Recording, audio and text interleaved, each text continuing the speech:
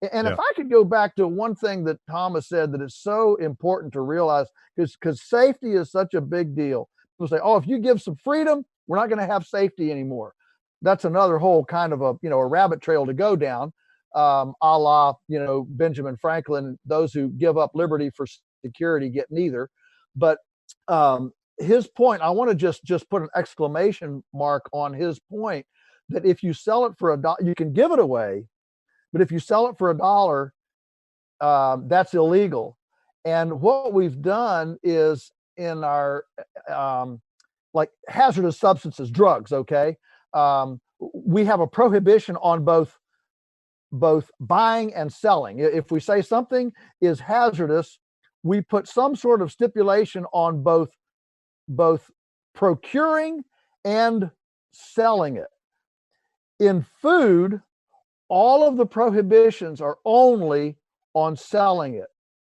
There are no prohibitions on buying it. If I can figure out how to buy it on the black market and feed it to my children, that's perfectly legal. Nobody's ever going to come in and fine me or prosecute me for a crime. It's only on the seller. So as Thomas Massie said, this is not about safety. It is about regulating market access for who can play the game. Joel, you mentioned something about you were a direct supplier to a number of restaurants in your region. And I think I'm actually in your region. I'm in the belly of the beast in Washington, D.C. Sure. And that a lot of those restaurants had gone out of business. I got to assume that if you're euthanizing chickens and aborting piglets, that has a huge impact on your viability as a producer of food. And so that's another ripple effect that's going to be hard to put back together again. Well, sure. Well, but let's make a point here. We are not. We're raising more chicks and pigs and cows. I mean, we're scavenging up animals. I mean, we can't begin to supply the need right now. I mean, we have never been short of eggs.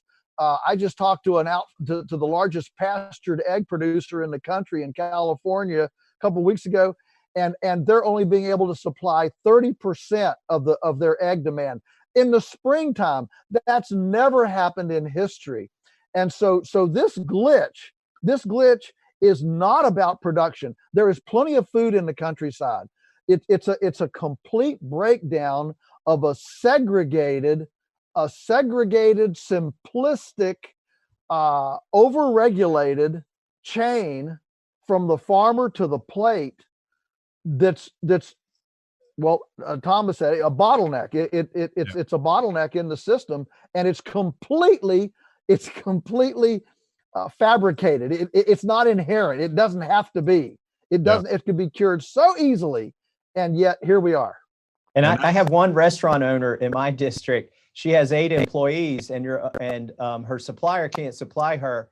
So she is sending her employees to Costco or Sam's Club, but you can only buy 2 packages of meat at a time. So she has to, like, they're straw purchasers for their boss. They are sneaking into the grocery stores and buying 2 packages each, spaced an hour apart. And that's how she's supplying her restaurant. That's kind of ridiculous.